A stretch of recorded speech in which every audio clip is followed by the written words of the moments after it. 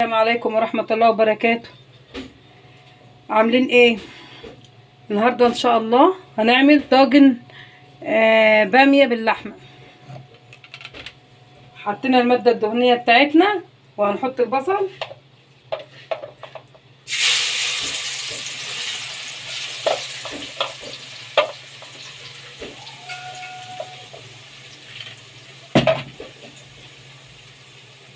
نحط مكعب ماجي مع البصلة،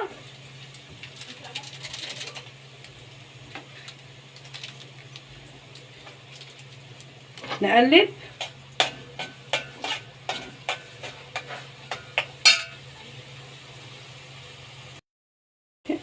خلينا البصلايه احمرت اهي، بس مش احمرت قوي، تبقى داخله على حمار كده عشان ما تحرقكيش على صدرك. اهو بصوا، هنجيب كيس الباميه اللي احنا كنا مفرزينها مع بعض، الباميه الصغيره لوحدها بتاعت الطواجن والباميه بتاعت الويكه لوحدها اهي. تحطيها على البصله وعلى الثومه اهي، نقلب،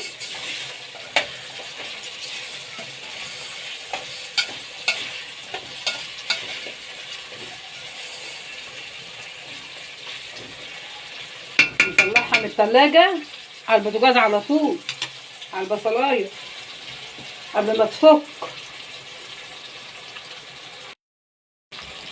هنا خلينا الباميه مع البصلايه شويه، قلبناهم مع بعض كده شويه. دلوقتي هنضيف شويه القوطه اللي احنا سلقينها،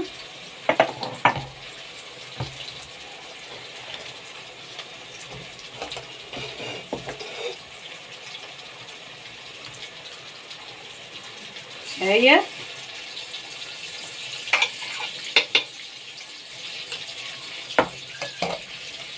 نقلب،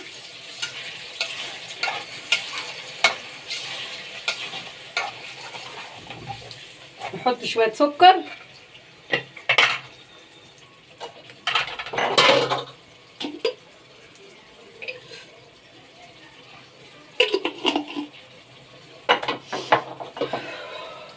الله العظيم، نحط شويه فلفل احمر من اللي احنا مخزنينه،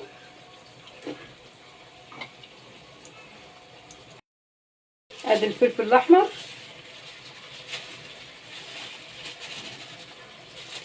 مخزنينه عندنا في الفريزر. نقلب بقى ونهدي النار ونسيبهم شويه ياخدوا بيدوا مع بعض، نسيبهم بقى شويه قبل ما نوضب الطاجن واللحمه وكده، نبقى نرجع له. هنا هنحط البهارات بتاعتنا، نحط فلفل اسمر، نحط كزبره،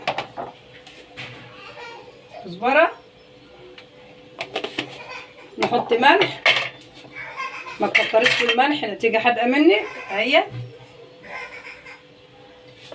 نحط بشره جوز الطيب، مبشره صغننه محندقه اهي، بصي اديها رشه جوز الطيب كده اهيت،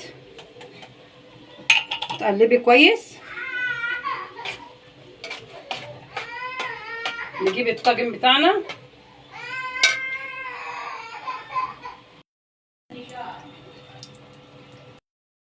خدوا يا حبايبي الطاجن الباميه اهو، شوفوا الحلاوه